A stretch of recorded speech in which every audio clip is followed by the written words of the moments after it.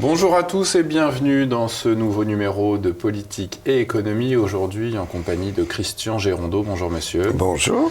Vous êtes ingénieur polytechnicien et vous travaillez sur les questions environnementales depuis plus de 10 ans. Vous publiez chez l'Artilleur les 12 mensonges du GIEC, rien que ça, qui est le deuxième tome de votre ouvrage, La religion écologiste. Commençons tout de suite, Christian Gérondeau.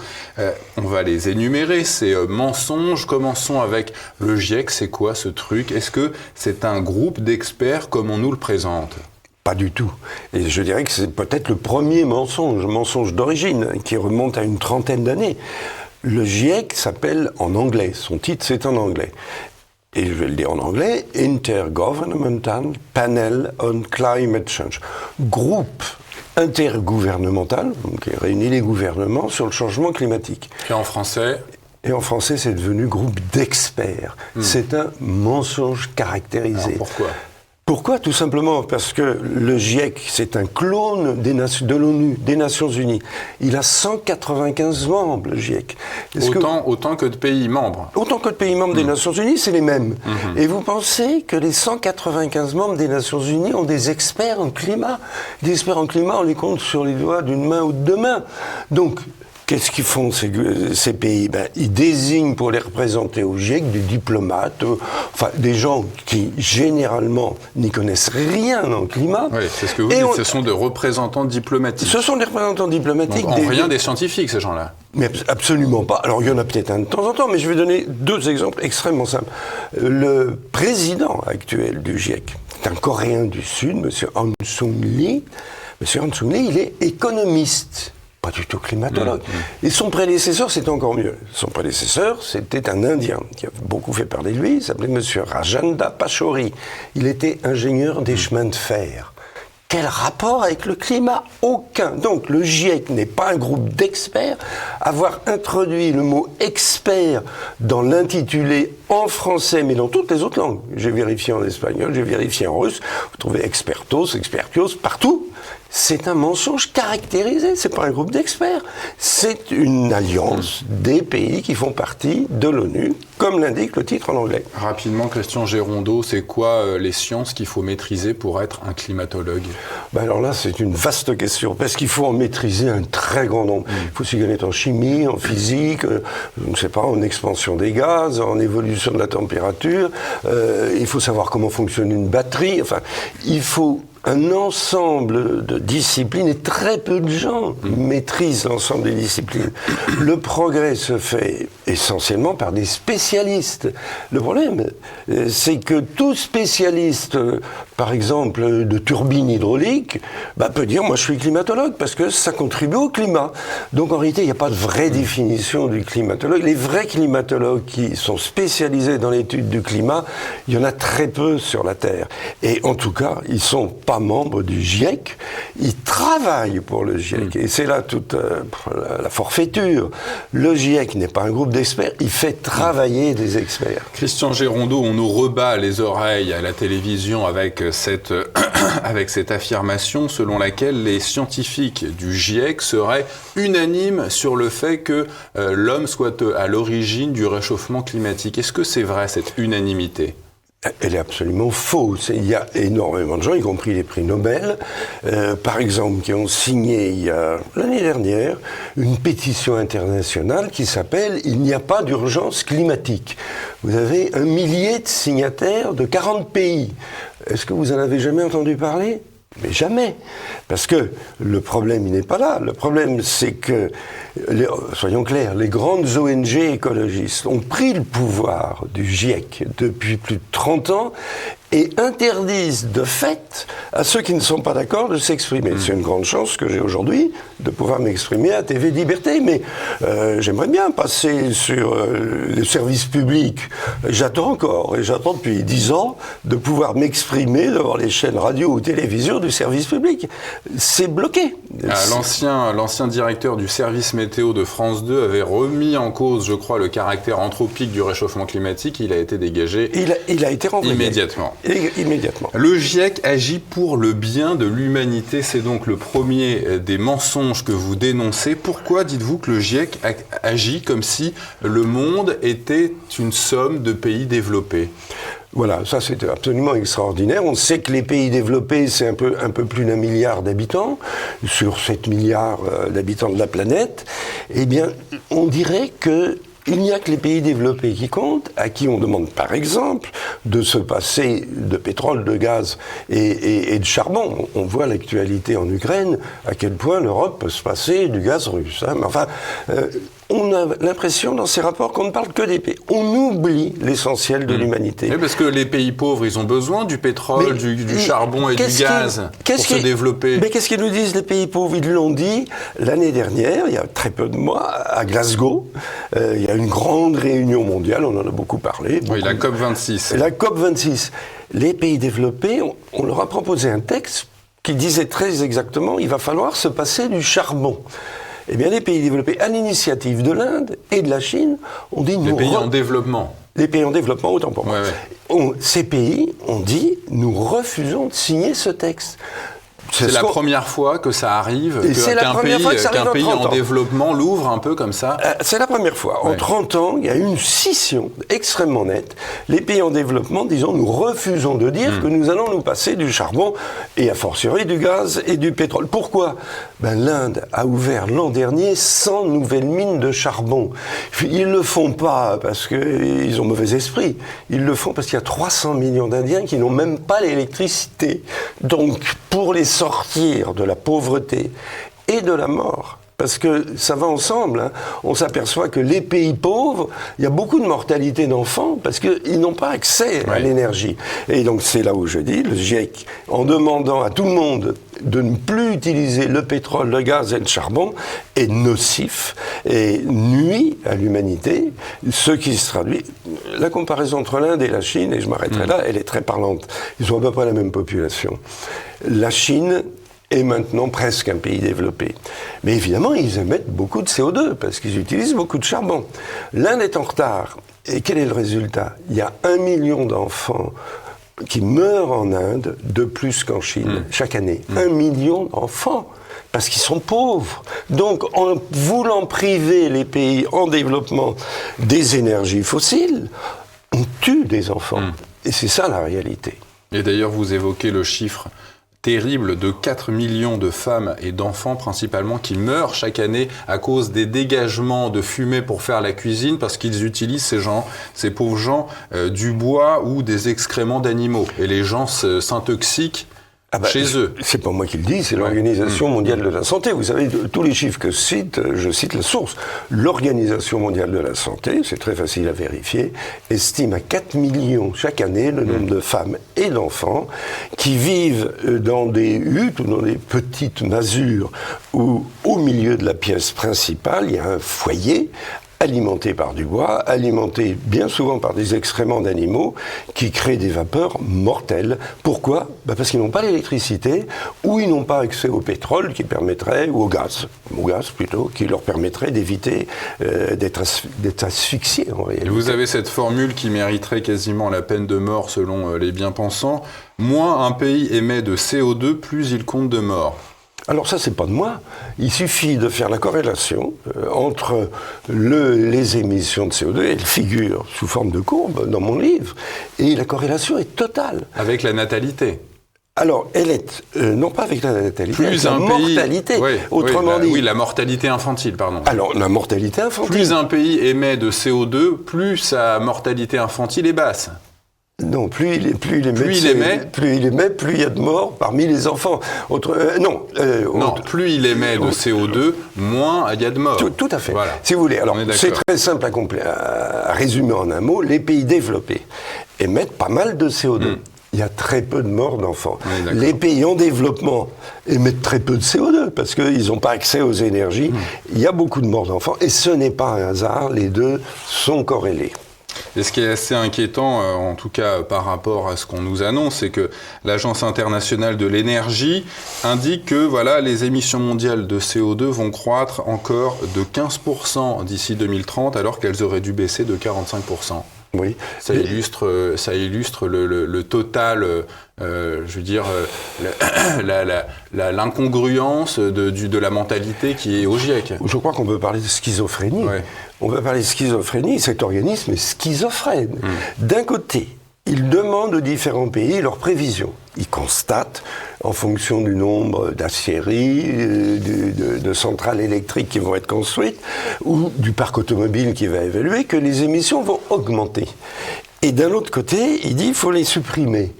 Et il ne se rend pas compte de l'absurdité de ce vœu de suppression, puisque d'un côté, il sait qu'elles vont augmenter. Les émissions de CO2 augmentent chaque année, et elles continueront à augmenter au fur et à mesure que les pays sortiront de la pauvreté. Ce refus, Christian Gérondeau, par la Chine et l'Inde d'arrêter d'utiliser du charbon, qu'est-ce que ça nous enseigne à nous autres Français ?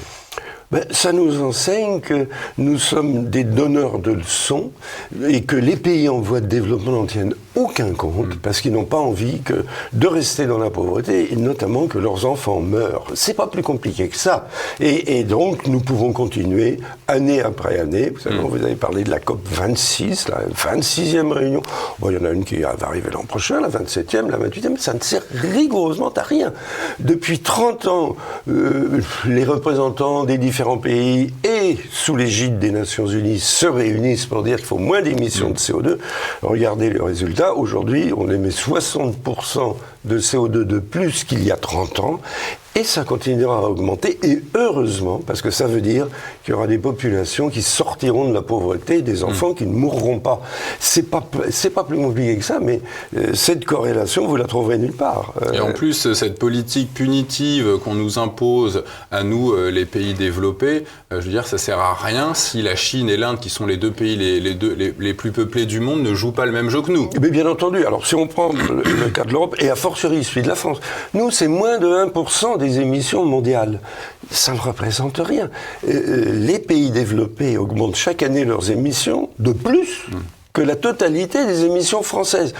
On peut les supprimer, les émissions françaises. Ça ne changera rien aux résultats. Donc tout ce qu'on nous demande comme contrainte et comme dépenses, qui se comptent par dizaines, si ce n'est pas par centaines de milliards d'euros, ne sert rigoureusement à rien. Il suffit de regarder les ordres de grandeur pour arriver à cette conclusion. Mais nos dirigeants ne savent pas regarder les ordres de grandeur. Ça, c'est un autre problème. Christian Gérondeau, le GIEC promet les voitures électriques. Qu'est-ce que vous en pensez ? Rapidement. J'en penserai rapidement que ça ne va pas marcher. Pour une raison d'ailleurs qui n'a rien à voir avec le climat, qui est la difficulté de recharger les voitures électriques. Vous savez que pour recharger une voiture électrique, il faut des installations électriques très puissantes et ça prend une demi-heure pour les plus puissantes pour arriver à 80% de la charge. Bien, tant qu'il y a 2 ou 3 ou 4 ou 1000 voitures électriques, c'est folklorique. Alors les propriétaires de temps en temps tombent en panne, mais enfin, peu importe, ça ne va pas plus loin. Mais vous savez combien de voitures circulent, par exemple, sur l'autoroute du Sud en été ? 10 000 par heure. Et vous voyez comment on va faire pour les recharger ? Je vais vous dire, on ne peut pas les recharger. Parce qu'il faudrait... Alors construire des centrales nucléaires, alors ? Le mot, vous l'avez bien dit, quand on regarde la puissance qu'il faut, il faut construire une centrale nucléaire tous les 100 km le long de l'autoroute pour pouvoir les recharger. Les voitures. C'est une bonne image. Mais c'est une très bonne image. Et alors, dans des parkings qui devront faire plus de 1000 places. Parce qu'il faut la place aussi. Donc, des parkings de plus de 1000 places, une centrale nucléaire tous les 100 km, le long des grandes autoroutes, c'est tout, on arrête. Donc, ça ne va pas durer. Les voitures électriques, cette mode, elle va s'arrêter. Pas pour des raisons climatiques, mais pour la raison que je viens de vous dire, on ne pourra pas recharger toutes ces voitures. Vous dites, Christian Gérondeau, que le GIEC est tellement préoccupé par la planète, les animaux, les plantes, qu'il en a oublié les hommes. Ça correspond à quoi cet oubli ? C'est volontaire ou quoi ? C'est une conséquence logique de la nomination des responsables du GIEC et plus généralement des Nations Unies. Regardez les deux ministères des Nations Unies. Il y en a un pour le développement et l'autre pour l'environnement. Regardez qui est à la tête de ces organismes et qui conseille le secrétaire général des Nations Unies. Ces responsables émanent des ONG écologistes. Et quand vous regardez le but de ces ONG écologistes, c'est de protéger la nature, les animaux, la flore contre l'homme. Eh bien, ce sont des émanations dont je cite les noms, allemands notamment, de ces ONG écologistes qui ont le pouvoir. Et ça explique tout. Et leur but, c'est, à partir de leur constat imaginaire que l'homme est nocif, voir comment on peut sauver la nature, la flore, la planète, et l'homme étant supposé être mauvais. Donc, tout est là. C'est tout le délire de la religion écolo, Gaïa, la déesse, contre l'homme, quoi. Ah ben c'est exactement ça. L'homme est coupable, ce qu'il fait est mauvais. Il émet du CO2, donc le CO2 est mauvais.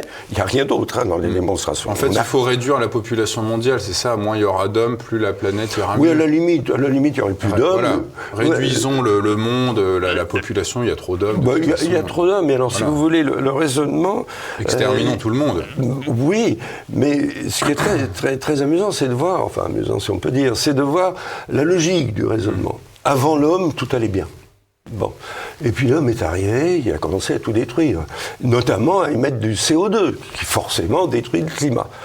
Qu'est-ce qu'il faut faire ? Il faut se repentir, il faut s'infliger des punitions, arrêter de manger, la viande en particulier, mais aussi... se repentir, sauf que là, c'est pas le même Dieu, là. Alors attendez un peu. Et si on ne fait pas ça, la planète va brûler. Autre mensonge, Christian Gérondeau. Je voudrais faire une... Qu'est-ce que la religion catholique nous dit ? Multipliez-vous, croissez, multipliez-vous. Elle nous dit, avant l'homme, il y avait le paradis. L'homme est arrivé, il a péché. Il faut donc qu'il se repente, sinon c'est l'enfer. Eh bien, non, mais le déroulé est le même. L'homme a le devoir de prendre soin de la création. L'homme, pas du tout, ce n'est pas ce que dit la Genèse, ce n'est pas ce que dit la religion, elle dit le contraire. Elle dit l'homme a été créé à l'image de Dieu, et il a à sa disposition les bêtes et la flore. Oui, mais enfin, il ne faut pas qu'il massacre tout. Ce n'est pas ce que dit la Genèse, puisque vous parlez de la Genèse. La Genèse dit la nature est à la disposition de l'homme. C'est exactement le contraire de ce que nous entendons aujourd'hui. Et les catholiques, et notamment le pape actuel, en adhérant à la religion écologiste, renient leur religion. Leur religion dit l'homme a été créé à l'image de Dieu et la nature est à sa disposition. Il suffit de relire la Genèse. Donc c'est exactement le contraire. Que la religion écolo. Autre mensonge du GIEC, enchaînons Christian Gérondeau, les énergies renouvelables peuvent remplacer le pétrole et les autres énergies fossiles. À ce propos, vous citez un rapport du GIEC de 2011 qui a totalement bouleversé l'économie mondiale, intitulé « Rapport spécial sur les énergies renouvelables et la lutte contre le réchauffement climatique ». Conclusion de ce rapport, près de 80% de l'énergie mondiale pourrait être procurée par les énergies renouvelables au milieu du siècle. C'est un mensonge ou quoi ? C'est une absurdité, mais qui dépasse l'entendement. Et on voit là d'ailleurs la méthode de travail du GIEC. Parce que sur le rapport qui dit ça, vous avez 1100 noms de spécialistes qui chacun ont produit 1 ou 2 pages du rapport. Et le rapport dit le contraire de ce qu'il pense. Qui est-ce qui peut soutenir que les énergies renouvelables, en particulier celles qui sont citées, les éoliennes et les panneaux photovoltaïques, pourront remplacer le pétrole, le gaz et le charbon? C'est un défi au bon sens, pour 2 raisons. D'abord parce que ces énergies ne produisent que de l'électricité. Donc, aller remplacer le pétrole, le gaz et le charbon. Je vous dis d'ailleurs que l'électricité n'assure que 22% des besoins énergétiques de la planète entière. Absolument. On confond électricité et énergie. L'électricité, c'est 22% des besoins finaux de l'humanité. Donc, déjà, les énergies renouvelables ne peuvent agir que sur 22%. Mais en plus, ce sont des énergies qui ne sont pas constantes. Ce sont des énergies aléatoires et qui ne fonctionnent pas quand il n'y a pas de vent ou quand il n'y a pas de soleil. Donc, elles ne peuvent remplacer les énergies comme le charbon, par exemple, que pour une fraction de l'électricité. Une fraction des 22% que vous avez cités de l'énergie consommée par la planète. C'est-à-dire au maximum, grand maximum, 8 à 10%, et pas 80%. Eh bien, tout le monde, personne n'a réagi. On a dit, puisque c'est le GIEC, ça doit être vrai. Et depuis ce rapport, qui a une dizaine d'années, on a investi au niveau de la planète 3 000 milliards d'euros dans les énergies renouvelables.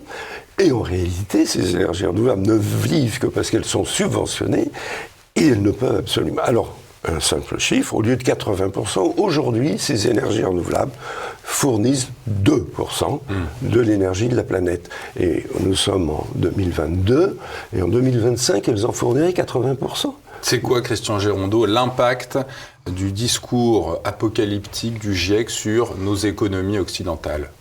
Ah ben c'est une charge supplémentaire, mais quand vous parlez d'économie occidentale, je ferai une différence entre l'Europe et le reste du monde. Parce que au Canada, aux États-Unis, en Australie, bien sûr, on parle du GIEC. Mais en Europe, c'est plus du tout ça. C'est le GIEC qui dicte à Bruxelles ses volontés, sous l'influence des écologistes allemands. J'ai cité tout à l'heure les écologistes allemands qui ont le pouvoir aux Nations Unies, mais ils ont également le pouvoir dans l'Union européenne. Et on voit la logique allemande actuelle avec les événements de l'Ukraine. C'est-à-dire que l'Allemagne a fermé ses centrales nucléaires, sauf 3. L'Allemagne construit des centrales à charbon en ce moment. L'Allemagne crée des gazoducs pour avoir le gaz russe et dit en même temps qu'elle va supprimer ses émissions de CO2. Il faut quand même le faire, comme incohérence. Donc aujourd'hui, la conséquence, elle est surtout pour l'Europe. C'est un boulet que l'Europe met à ses pieds, au détriment de l'emploi, au détriment de la prospérité et au détriment du poids de l'Europe dans le monde. Ouais, je citais tout à l'heure ce rapport du GIEC donc de 2011 qui a complètement bouleversé l'économie. C'est ce rapport issu de 3 cerveaux de verre allemands dont aucun n'est climatologue. Il s'agit d'un philosophe, d'un théologien et d'un économiste. Absolument, et je donne leur nom et leur fonction. Vous avez le théologien qui est au pouvoir aux Nations Unies, et ceci depuis une vingtaine d'années. Vous aviez ensuite le responsable du rapport qui, lui, est un philosophe. Et puis, vous aviez celui qui a rédigé le rapport affirmant que les énergies renouvelables pourraient produire 80% de l'énergie du monde. Et lui, c'est encore mieux, c'était le représentant de Greenpeace pour les énergies renouvelables. C'est lui qui a rédigé le rapport. Donc, 3 verts allemands, ils n'ont pas dû beaucoup parler anglais, pendant qu'ils travaillaient ensemble, qui ont sorti cette monstruosité que les énergies renouvelables pourraient répondre à 80% des besoins de la planète. C'est quoi l'effet psychologique de ces discours apocalyptiques du GIEC sur nos cerveaux ? C'est catastrophique. C'est catastrophique, surtout vis-à-vis des jeunes. Et écoutez, vous avez une jeune femme que tout le monde connaît, qui s'appelle Greta Thunberg, cette jeune Suédoise, qui est de bonne foi, puisqu'elle ne fait que répéter ce que disent les Nations Unies. Que disent les Nations Unies ? On peut se passer du pétrole, du charbon et du gaz naturel. Et si on ne le fait pas, c'est qu'il y a des lobbies affreux qui manipulent les gouvernements, que les gouvernements n'ont aucun courage, alors que ce serait tellement simple de le faire. C'est tellement simple de le faire que c'est rigoureusement impossible. Eh bien, la jeunesse d'aujourd'hui, elle entend quoi ? Elle entend que le monde est gouverné par des méchants, entre guillemets, soit des lobbies, soit des firmes épouvantables, comme les industries pétrolières ou charbonnières, et que les gouvernements sont incapables d'appliquer des choses qui seraient pourtant très simples. C'est très grave. C'est très grave parce que ça donne de notre civilisation une image déplorable, complètement fausse. Et les choses vont très loin, puisque même les acteurs de ces grands secteurs énergétiques répètent que ce qu'ils font est mal. Je ne sais pas si on peut passer 2000... la société Total, c'est pas très loin, c'est en France. Elle vient de changer de nom. Ça s'appelle maintenant Total Énergie. Oui. Et quand vous voyez des publicités pour la société Total, dans le métier d'extraire et de nous apporter le pétrole, et heureusement qu'on a cette société, les publicités que vous voyez à la télévision, vous voyez les éoliennes. Donc la société Total, qui est devenue Total Énergie, explique que son métier est finalement un métier de personne non recommandable, parce que le pétrole, c'est très mauvais. C'est exactement l'inverse. Le pétrole amène la prospérité. Mais ils n'ont pas compris.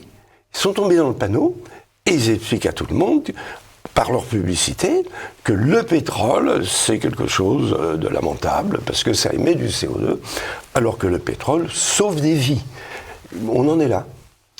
Christian Gérondeau, chers téléspectateurs, le pétrole va-t-il bientôt manquer? La mer va-t-elle nous envahir? On répond à ces questions dans la deuxième partie. On continue notre émission avec Christian Gérondeau sur la religion écologiste. Alors, continuons avec les mensonges qu'énonce le GIEC. Le pétrole va bientôt manquer, mais comment le GIEC peut-il affirmer une telle chose, Christian Gérondeau, alors qu'on découvre des puits de pétrole, je ne vais pas dire tous les jours, mais quasiment, quoi. Bah oui, mais vous savez, c'est pas nouveau. Les plus anciens se souviendront d'un rapport qui avait fait beaucoup parler de lui, le rapport du Club de Rome de 1970. Et quand vous regardez, par exemple, les émissions de télévision de l'époque, les écologistes de l'époque vous affirmaient que bien avant l'an 2000, il n'y aurait plus de pétrole. Bon, nous sommes en 2022 et les réserves qui ont été découvertes, ce qu'on appelle les réserves prouvées, sont beaucoup plus importantes que celles qu'on avait découvertes en 1970. Et les réserves découvertes, c'est qu'une fraction des vraies réserves. Pourquoi ? Parce que les grandes sociétés pétrolières et les grands pays qui ont des réserves de pétrole ne vont pas dépenser de l'argent pour rien. Ils ont déjà 50 ans de réserves devant eux. Pourquoi diable irait-il forer des puits supplémentaires pour du pétrole qu'ils exploiteront dans 50 ans ? C'est de l'argent jeté par les fenêtres. Donc, en réalité, ils adaptent les forages à leurs réserves. Et globalement, ça dépend des sociétés, mais au niveau mondial, on a 50 ans de réserves prouvées devant nous. Moi, si j'avais un chiffre à donner, je dirais que les réserves finales, c'est au moins le double de ça. Bon, ça va nous emmener en 2100. Bon, écoutez, c'est pas mal quand même. Et en tout cas, on ne peut pas dire qu'elles vont disparaître bientôt. Est-ce que le GIEC s'intéresse aux biocarburants ou à l'hydrogène ? Beaucoup. Beaucoup. Mais oui, parce que l'hypothèse du GIEC, dont on a parlé fréquemment, c'est le fait que les énergies renouvelables pourraient remplacer le pétrole. Mais le pétrole, c'est liquide. Les énergies renouvelables, elles font de l'électricité. Donc, l'idée, c'est de dire, mais on va transformer l'électricité en carburant liquide. Alors, il n'y a qu'un problème. On peut le faire, techniquement. Mais je ne vous dis pas le prix de revient de l'opération. C'est absolument catastrophique. Et il y a des usines, bien entendu financées par les pouvoirs publics, qui se construisent actuellement. On arrive à produire des carburants en partant de l'électricité. Avec l'électricité, on fait de l'hydrogène. Avec l'hydrogène, on le mélange, si je peux m'exprimer ainsi, avec du CO2, et on fait des carburants. Prix de revient, 10 € le litre. Bon, je crois qu'on a entendu parler des gilets jaunes. C'était pas pour 10 € le litre, c'était plutôt pour 10 centimes le litre. Donc, on peut rêver, et on peut dire que grâce à l'hydrogène, on va faire des carburants synthétiques, c'est faisable. On peut dire aussi que grâce à l'hydrogène, on va stocker l'électricité, vous savez, et puis quand il n'y aura plus de vent, on refera de l'électricité. C'est faisable, simplement l'électricité qui sort à la fin, elle est 5 fois plus chère que celle qu'il y a au début. Donc en réalité, c'est un mythe. Et aujourd'hui, l'hydrogène qui est produit à partir de l'électricité, c'est 0% de l'énergie du monde. Eh bien en 2050, et contrairement au rapport du GIEC, qui ont dit que ça pourrait être près de 80%, je peux vous dire que l'énergie à base d'hydrogène qui sera utilisée par le monde en 2050, ce sera encore 0%. Autre mensonge, Christian Gérondeau, la mer va nous envahir. Le GIEC dit qu'avec la fonte des glaces, une élévation du niveau de la mer dépassant 15 mètres d'ici 2030 ne peut être exclue. Vous dites que l'Antarctique, où se trouve 90% de la glace polaire, ne se réchauffe pratiquement pas. Comment est-ce que vous expliquez les images de glaciers qui s'effondrent ou alors ces ours polaires qu'on voit à la dérive sur un morceau de glace ? Si vous voulez, les glaciers sont toujours effondrés. Je parle des glaciers de l'Antarctique. C'est recensé depuis toujours. La neige tombe, petit à petit, très peu d'ailleurs, mais enfin très peu, ça fait quand même des grands glaciers, partent tous les 20 ans, tous les 30 ans, il y a un glacier qui part en mer. Ça n'a rien de nouveau. Et les ours blancs, je rassure tout de suite les amis des animaux, encore que les ours blancs sont des bêtes épouvantablement féroce. Mais, le plus grand carnivore du monde. C'est le plus grand carnivore du monde, mais en fait, quand c'est petit, c'est absolument adorable, les petits oursons. Non seulement ils ne sont pas en voie de disparition, mais le Canada vient de réouvrir la chasse. parce qu'ils prolifèrent. Bon, ce n'est qu'un petit mensonge accessoire. Mais pour revenir à l'essentiel, c'est-à-dire à cette affirmation... Ils ont triplé depuis les années 70 en population. Absolument. Et ils avaient diminué parce qu'avant, la chasse était ouverte pour tout le monde. Les Inuits chassaient pour se nourrir. Oui, et puis je dirais les riches milliardaires, ils étaient très contents, ils tuaient un ours blanc, ils amenaient le trophée chez eux. Ça, c'est interdit maintenant, mais la chasse est contrôlée, mais elle est réouverte, parce que sans ça, ils sont trop nombreux pour les populations qui se retrouvent en danger. Les populations humaines, bien sûr. Alors, c'est vrai que le dernier rapport du GIEC a battu tous les records. Et il a dit que, non pas en 2030, mais en 2300, dans 3 siècles, la mer pourrait monter de 15 mètres. Ah, excusez-moi, j'ai dit 2030. Oui, c'est 2300. C'est 2300. Alors d'abord, ça n'a aucun sens. Excusez-moi, je me fiche éperdument de ce qui s'est passé en 2300. Ça n'a aucun sens. Mais c'est quand même écrit pour la première fois. Et ça se base sur quoi? Ça se base sur un mensonge. Alors, il m'intéresse beaucoup parce que là, on a une preuve, et une preuve extrêmement grave. Le GIEC fait des rapports tous les 5-6 ans. Le précédent, c'était en 2013. En 2013, le GIEC avait dit actuellement, la mer monte de 3 mm par an, c'est vrai, et elle était déjà montée de 3 mm par an entre 1920 et 1950. Elle monte. Il y a des périodes où elle monte beaucoup, 3 mm par an. C'est rien du tout. Mais enfin, plus que d'autres périodes où pratiquement elle ne monte pas. Alors, tu vois, ça change. Que dit le GIEC dans son rapport actuel? Le GIEC dit que entre 1900 et 1970, la mer est montée de 1 mm par an. C'est-à-dire extraordinaire. Le fait que entre 1920 et 1950, elle monte de 3 mm par an a disparu. C'est tout simplement un mensonge par omission. Et tout ça pour dire, vous voyez, maintenant elle monte de 3 mm par an et ça s'accélère. Ça ne s'accélérera pas du tout, puisque au milieu du XXe siècle, c'était déjà monté de 3 mm par an. Alors là, on a un exemple de traficage, je ne sais pas comment appeler ça autrement, des chiffres par un organisme officiel qui ment en oubliant ce qu'il avait dit lui-même 6 ans avant. Alors, la réalité, c'est quoi? C'est que la mer monte, mais qu'elle monte à un rythme moyen sur les grandes périodes de l'ordre de 2 mm par an. Alors 2 mm par an, je vais montrer ça pour les téléspectateurs, au bout de 10 ans, regardez, voilà ce que ça fait 2 cm. Et puis au bout de 50 ans, ça va faire 10 cm. Et aujourd'hui, quand il y a des vagues, qu'il y a des tempêtes, elles font 10 mètres. Alors elles vont faire 10 mètres plus 2 cm, ou moins 2 cm.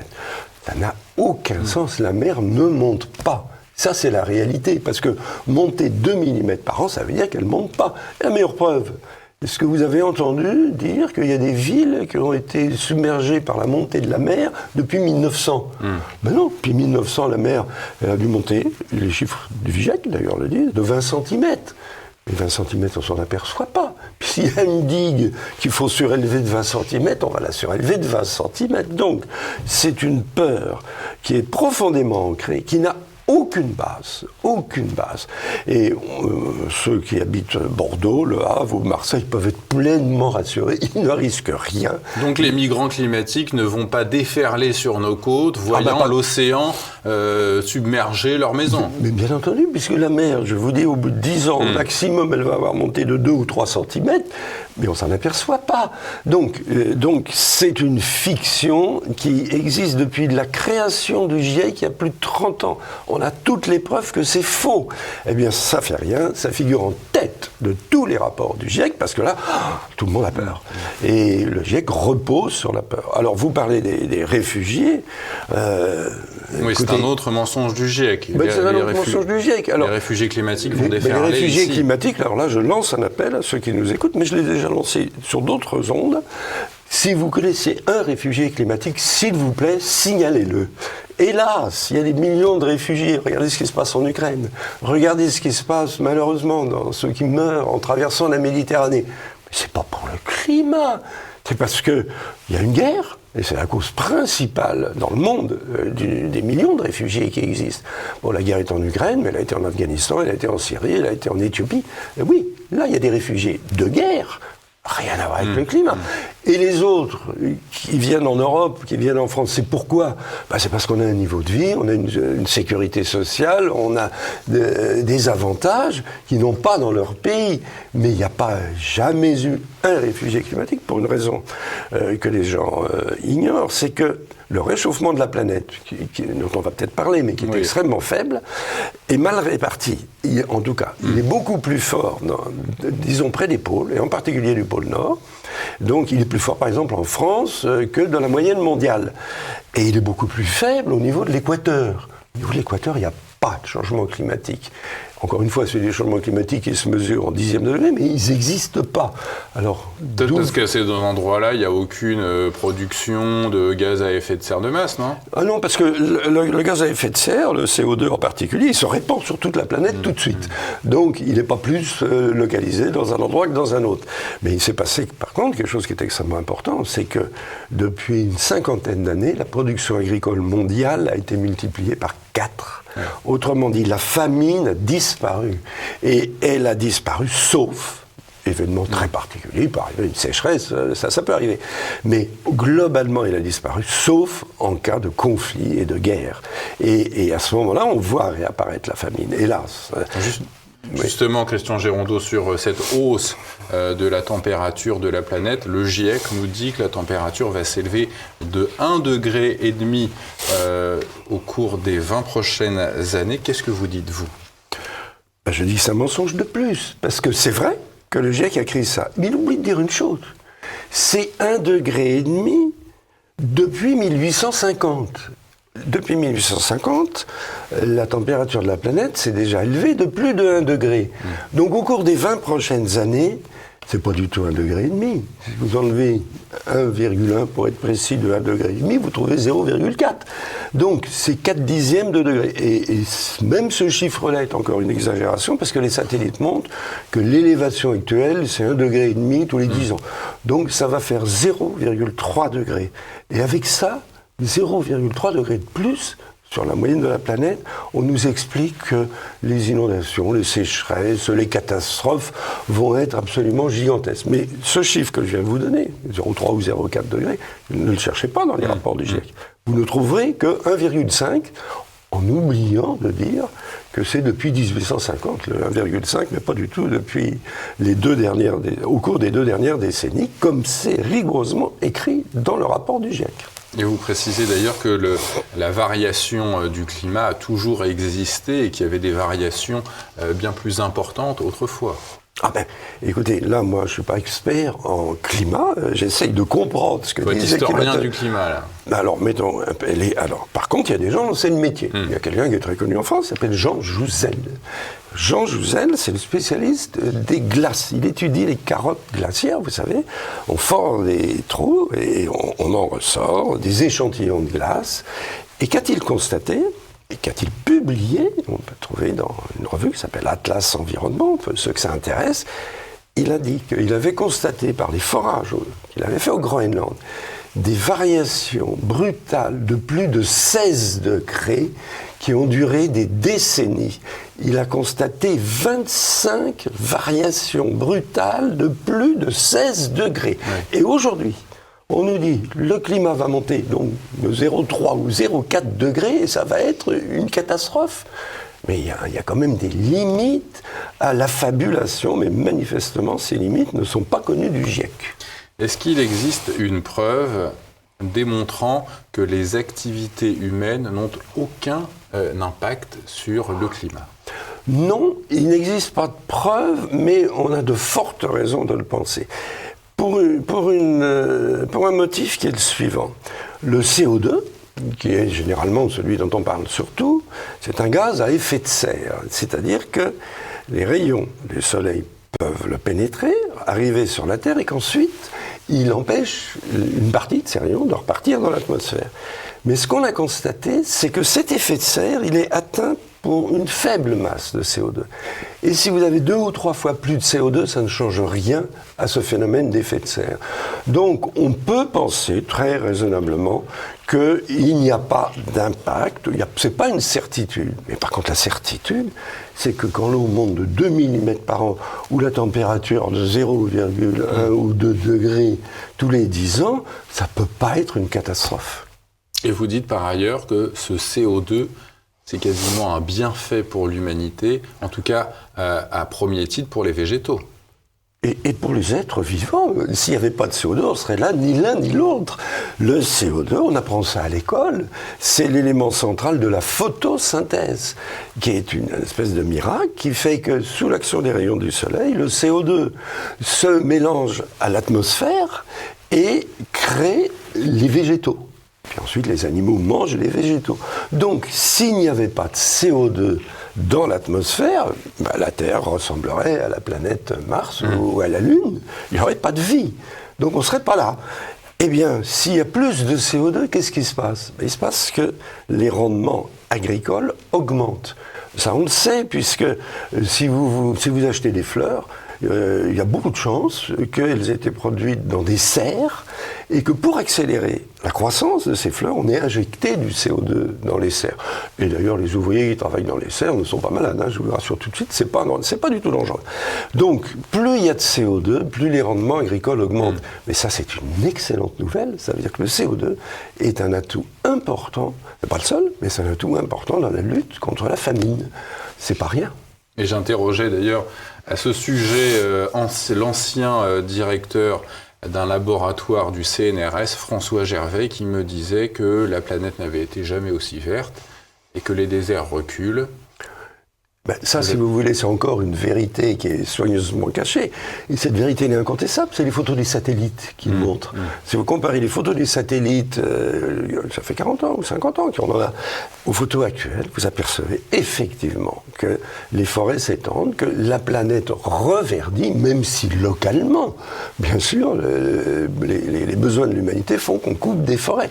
Mais globalement, la planète reverdit. Un mensonge de plus. Alors on va évoquer ce dernier mensonge, Christian Gérondeau. L'écologie favorise l'emploi et la croissance. Vous dites au contraire que les dépenses consenties au nom de l'écologie détruisent massivement des emplois. C'est quoi les secteurs qui sont frappés par l'écologisme ? Écoutez, c'est d'abord, il faut voir les deux faces d'une même réalité. Si par exemple vous subventionnez... Allez, on va dire les transports publics, ou bien, on a parlé de biocarburants, la production de biocarburants, ou les voitures électriques. Tout ça, ça coûte des dizaines, des centaines de milliards au niveau européen. C'est de l'argent que vous dépensez, et les gens qui travaillent dans ces secteurs sont très contents. Ils ont un boulot, ils sont payés, ça c'est le côté positif. Mais... c'est un économiste français qui s'appelle Bastiat, qui a vécu au milieu du 19e siècle, qui disait « Mais d'où vient l'argent qui est donné à ces gens-là » Il vient du trésor public. Mais peut-être que ceux qui ont payé des impôts, ils auraient créé des emplois. Et des emplois utiles au lieu des emplois inutiles avec cet argent-là, si on leur avait laissé l'argent. C'est absolument évident, parce que nous avons... malheureusement en France, le record mondial des dépenses publiques, mais nous sommes également dans les très mauvais élèves au niveau de l'emploi. Si c'était aussi simple que ça, d'avoir à distribuer de l'argent du contribuable pour créer des emplois et supprimer le chômage, on ne devrait plus du tout avoir de chômage en France, puisqu'on a le record des dépenses publiques. C'est l'inverse. Il faut des dépenses publiques. Mais c'est absurde de dire qu'il n'en faut pas. Il en faut pour l'armée, pour la police, pour l'éducation, pour la santé. Bien sûr qu'il en faut. Mais à partir d'un certain moment, c'est du gâchis. Ça crée localement des emplois. Parlons de la voiture électrique, qui en réalité n'a pas d'avenir, mais qui est subventionnée très lourdement. Ce qui fait d'ailleurs la fortune de M. Elon Musk. Je trouve ça extraordinaire. La première fortune du monde, c'est à base des subventions que tous les pays du monde donnent aux voitures électriques. Bravo, M. Elon Musk. La première fortune déclarée. Il y en a d'autres qui ne déclarent pas tout. Écoutez, alors, j'ai pas de secret et d'accès aux comptes. Mais enfin, disons, dans les fortunes déclarées, c'est le premier du monde. extraordinaire, qui vit grâce aux deniers publics de tous les pays qui subventionnent les voitures électriques, puisqu'ils vendent des voitures électriques. Bon, donc c'est simplement pour dire que l'argent public doit être bien utilisé et que malheureusement, quand on le dépense pour des dépenses inutiles concernant soi-disant le sort de la planète, on crée un certain nombre d'emplois, mais on en détruit beaucoup plus ailleurs. C'est quoi la conclusion de tous ces mensonges du GIEC, Christian Gérondeau ? La conclusion, c'est qu'il faut arrêter tout ça. Alors, on est un certain nombre à y réfléchir. Je pense que le GIEC a tellement accumulé de mensonges que ça va peut-être devenir difficile qu'il continue. Si j'avais d'ailleurs, moi, un souhait à exprimer, parce qu'il faut quand même écrire les 12 mensonges du GIEC. Le souhait que j'aurais, c'est qu'il m'attaque. Et ça, ce serait quand même extrêmement heureux, parce que pour une fois, on pourrait avoir un vrai débat. Le débat est totalement verrouillé à tous les niveaux de l'État ou des candidats aux élections récentes. Tous étaient victimes. Et tous ont répété, il faut sauver la planète, et on peut le faire, alors que malheureusement, fort heureusement, la planète n'est pas en danger. Et ce qu'on peut faire pour la sauver, c'est un grand gâchis. Les 12 mensonges du GIEC, sous-titré L'écologie contre le développement, c'est votre ouvrage, Christian Gérondeau, que nos téléspectateurs pourront retrouver sur la boutique officielle de TV Liberté. Merci Christian Gérondeau d'être venu sur notre plateau. Merci. Et merci à vous de nous avoir suivis. À bientôt.